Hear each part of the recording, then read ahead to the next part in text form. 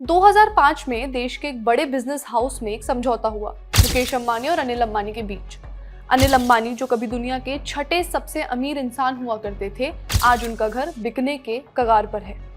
घर का नाम है अबोर्ड यानी आशियाना, और जिस केस में आशियाना जब्त हुआ है उसका नाम है रिलायंस कम्युनिकेशंस बैंक फ्रॉड, जहां एक भाई ने जियो जैसी कंपनी बनाकर देश के पूरे टेलीकॉम लैंडस्केप की काया पलट दी। वहीं जानकार कहते हैं कि दूसरे अंबानी ने छलांग मारने के चक्कर में चोट खा ली। आज जानेंगे अनिल अंबानी के एलिजिड बैंक फ्रॉड की पूरी कहानी। हाय, मैं हूं श्रुति और आप देख रहे हैं खर्चा पानी। Brought to you by Rajnikandha, itel and Sensodyne DSP.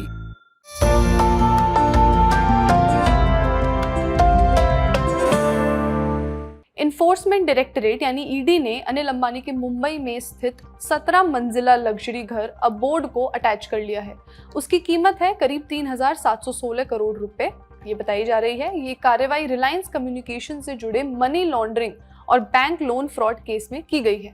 ED का आरोप है कि ये प्रॉपर्टी एक प्राइवेट फैमिली ट्रस्ट में ट्रांसफर की गई थी ताकि बैंकों की वसूली से इसे बचाया जा सके।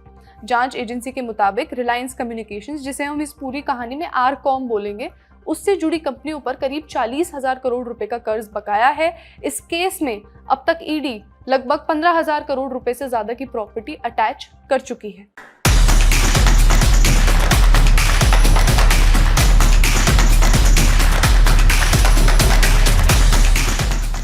लेकिन ये पूरी कहानी शुरू कहां से होती है?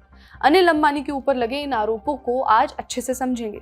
इसके लिए आगे का एपिसोड मैं आपके लिए 5 चैप्टर्स में बांटूंगी। चैप्टर 1, साम्राज्य का बंटवारा और आरकॉम का जन्म। चैप्टर 2, जब एक स्वीडिश कंपनी ने अनिल अंबानी को जेल के दरवाजे तक पहुंचा दिया था। चैप्टर 3, कर्ज नहीं चुकाया ठीक है लेकिन पैसा गया कहां। चैप्टर 4, सीबीआई और ईडी की एंट्री। और चैप्टर 5, सुप्रीम कोर्ट, ईडी ने घर अटैच किया और आज की तारीख। सबसे पहले चैप्टर 1, साम्राज्य का बंटवारा और आरकॉम का जन्म। साल 2002 में धीरूभाई अंबानी का निधन हुआ। 2005 में अनिल अंबानी और मुकेश अंबानी के बीच एक समझौता हुआ। मुकेश अंबानी को मिला तेल, पेट्रोकेमिकल्स, रिलायंस इंडस्ट्रीज, और अनिल अंबानी को मिला टेलीकॉम यानी आरकॉम, पावर, फाइनेंस और एंटरटेनमेंट। 2008 के आसपास अनिल अंबानी दुनिया के 6 सबसे अमीर लोगों में से एक थे। नया सेंसोडेंट डीएसपी नर्व्स को प्रोटेक्ट करे और इनामल को repair. Feel the relief with सेंसोडेंट DSP.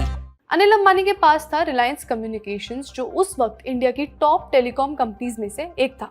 लेकिन रिलायंस कम्युनिकेशंस बाहर से दिखने में जितनी सक्सेसफुल थी, जानकार बताते हैं कि अंदर से कंपनी उतनी ही कमजोर थी। वजह थी एक गलत दांव। आरकॉम ने सीडीएमए टेक्नोलॉजी पर भरोसा किया था, जबकि पूरी दुनिया जीएसएम की तरफ जा रही थी। ये मोबाइल नेटवर्क की एक टेक्नोलॉजी होती है। कंपनी ने अंधाधुंध कर्ज लिया, 3G स्पेक्ट्रम खरीदा, विदेश में एसेट्स खरीदे, एक्सपेंशन किया, लेकिन जितना खर्च हो रहा था उतनी कंपनी की कमाई नहीं हुई। कंपनी एक एयरसेल नाम की कंपनी थी, उसके साथ मर्जर भी करना चाहती थी, नहीं हुआ। फिर सितंबर 2016 में आरकॉम की और कमर टूट गई जब मुकेश अंबानी का रिलायंस जियो आया। फ्री कॉल, फ्री डेटा, पूरी टेलीकॉम इंडस्ट्री हिल गई, और जो कंपनियां पहले से फाइनेंशियली मजबूत थी वो किसी तरह जियो के आने के बाद टिकी रही। लेकिन आरकॉम, जो पहले से कर्ज में डूबी थी, इस झटके से उबर नहीं पाई। 2017 तक आरकॉम ने अपने ऑपरेशंस लगभग बंद कर दिए थे। बिजनेस स्टैंडर्ड की रिपोर्ट के मुताबिक उस वक्त कंपनी पर कुल 46,000 करोड़ रुपए से ज्यादा का कर्ज था। अब आता है चैप्टर 2, जब एक स्वीडिश कंपनी ने अनिल अंबानी को जेल के दरवाजे तक पहुंचा दिया। अब मैंने आपको बताया कि आरकॉम के ऑपरेशंस बंद हो गए थे। क्या अनिल अंबानी खुद दिवालियापन डिक्लेयर करने गए? नहीं। लेकिन सवाल ये है कि कंपनी एनसीएलटी कैसे पहुंची। एनसीएलटी यानी नेशनल कंपनी लॉ ट्राइब्यूनल। ये वो संस्था है देश में जो कंपनियों के दिवालिया घोषित होने के बाद सभी लोन वगैरह पैसे वसूलती है और कंपनियों के बंद होने का ये पूरा कामकाज निपटाती है। जो कंपनी उन्हें वहां तक लेके गई उसका नाम है एरिक्सन। उन्हें एक स्वीडिश कंपनी ने घसीटा। 2013 में आरकॉम ने एरिक्सन के साथ एक बड़ा अग्रीमेंट किया था। एरिक्सन आरकॉम के पूरे नेटवर्क को, यानी 1 लाख किलोमीटर का फाइबर और वायरलेस नेटवर्क 11 टेलीकॉम एरियाज में ऑपरेट और मैनेज करती थी, और बदले में आरकॉम उन्हें फीस देती थी। लेकिन धीरे धीरे आरकॉम ने एरिक्सन को फीस देना बंद कर दिया था। बार बार अश्योरेंस मिलती रही, पेमेंट कर देंगे, लेकिन पेमेंट नहीं होती थी। सितंबर 2017 में एरिक्सन का सब्र टूट गया। वो एनसीएलटी गए और इंसॉल्वेंसी की पिटीशन दाखिल की। इंसॉल्वेंसी की पिटीशन का मतलब होता है जब किसी कंपनी के पास इतने पैसे नहीं बचते कि वो अपना कर्ज चुका सके। तो वो कोर्ट में जाकर कहते हैं कि मैं अभी पैसे देने की हालत में नहीं हूँ, कोई रास्ता निकालिए। यहाँ आरकॉम खुद नहीं गई, एरिक्सन आरकॉम को लेकर गई। क्लेम था लगभग 1500 करोड़ रुपए का और इसके बाद आरकॉम ने कोशिश की कि कोर्ट से बाहर ही बात सेटल हो जाए। अनिल अंबानी ने पर्सनल गारंटी दी कि मैं 120 दिनों में 550 करोड़ रुपए एरिक्सन को दिलवा दूंगा। एरिक्सन मान गया, लेकिन आखिर में पैसे नहीं दिए गए। द प्रिंट की रिपोर्ट के मुताबिक सुप्रीम कोर्ट ने अनिल अंबानी को कंटेम्प्ट ऑफ कोर्ट में होल्ड किया। ऑर्डर आया कि अगर 4 हफ्ते में रिलायंस कम्युनिकेशंस 453 करोड़ रुपए एरिक्सन को नहीं देती तो 3 महीने की जेल हो जाएगी।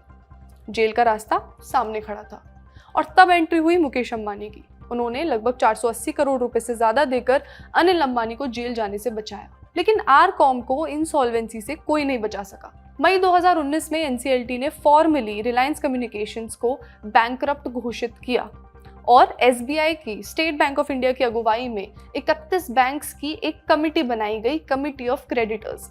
मतलब वो कमिटी जिसका सबसे ज्यादा पैसा आरकॉम में अटका हुआ है। बिजनेस स्टैंडर्ड की रिपोर्ट के मुताबिक ये जो क्रेडिटर्स थे जिन्होंने लोन दिए थे, उनका लगभग 50,000 करोड़ रुपए के क्लेम थे जो फाइल किए हुए थे। इस पैसे की वसूली के लिए प्लान बनाया गया। इस वसूली के साथ साथ जब ये प्लान बनाया जाता है तो अलग अलग कंपनियां होती हैं, वो बोली लगाती हैं। रिलायंस जियो और UVARC नाम की कंपनी ने मिलकर बोली लगाई और ये प्लान आज तक अप्रूवल का इंतजार कर रहा है। अब आता है चैप्टर 3। कर्ज नहीं चुकाया, ठीक है, लेकिन पैसा गया कहाँ? यहाँ एक बहुत ज़रूरी बात समझनी है। कंपनी का डूबना और बैंक का फ्रॉड करना, ये 2 अलग चीज़ें हैं।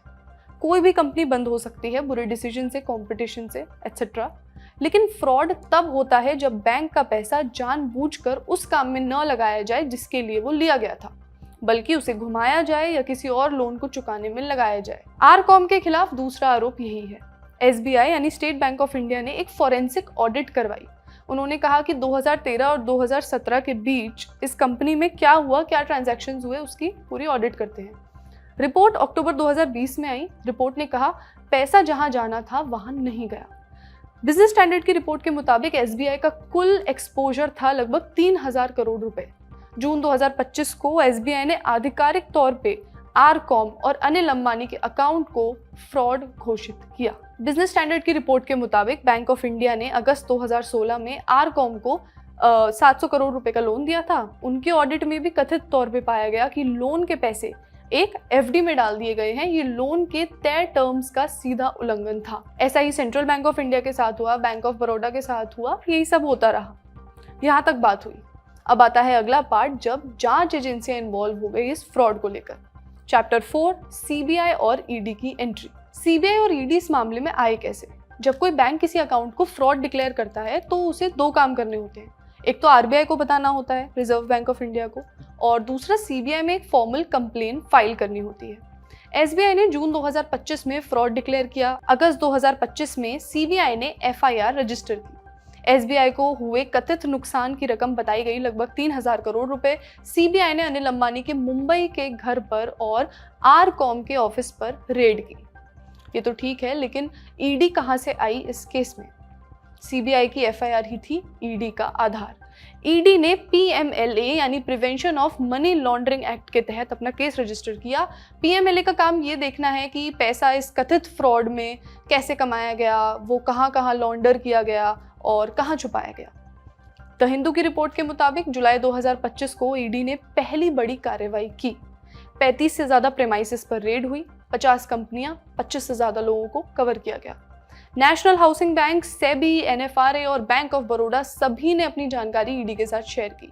ईडी ने कुल 3 अलग पीएमएलए केसेस बनाए।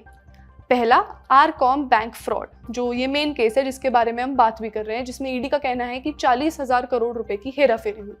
दूसरा केस है रिलायंस होम फाइनेंस में गड़बड़ियों का, और तीसरा येस बैंक का केस है।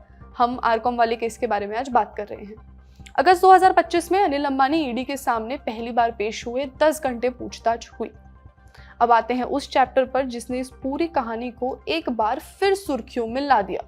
अभी तक आपको समझ आ ही गया कि कैसे शुरुआत हुई थी, कंपनी कितना अच्छा कर रही थी, उसके बाद इतना ज़्यादा कर्ज लिया गया, चुकाया नहीं गया, कंपनी इंसॉल्वेंट हो गई और अब बैंक्स में फ्रॉड के आरोप भी लगने लगे। लेकिन फिर आता है सुप्रीम कोर्ट, ईडी का घर अटैच करना और आज की तारीख।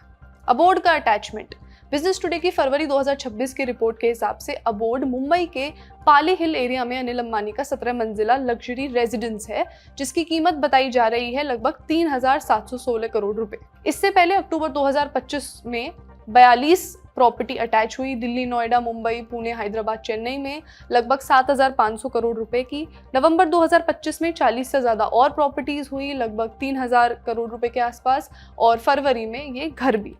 तो कुल मिलाकर अब तक ईडी ने 15,700 करोड़ रुपए की प्रॉपर्टीज अटैच कर ली हैं।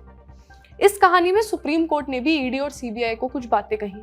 बिजनेस स्टैंडर्ड की फरवरी 2026 की रिपोर्ट के मुताबिक चीफ जस्टिस सूर्यकांत की बेंच ने कड़े शब्दों में ईडी और सीबीआई की अनएक्सप्लेन्ड डिले पर नाराजगी जताई।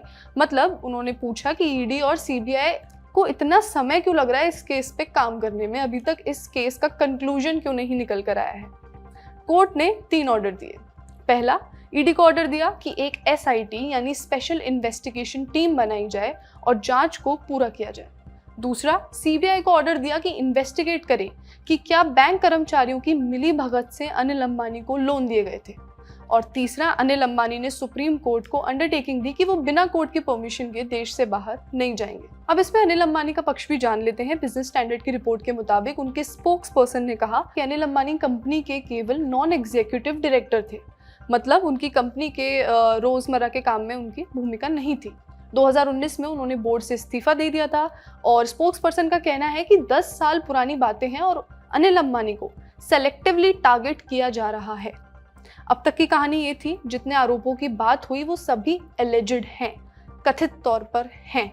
मामला अभी अदालत में है। अनिल अंबानी ने आरोपों से इनकार किया है। जो भी अपडेट आएगा हम आप तक जरूर पहुंचाएंगे। आपको आज का एपिसोड कैसा लगा हमें कमेंट्स में बताइए। आज का खर्चा पानी यहीं तक। अपना ख्याल रखिए और देखते रहिए द लर्निंग टॉप। शुक्रिया।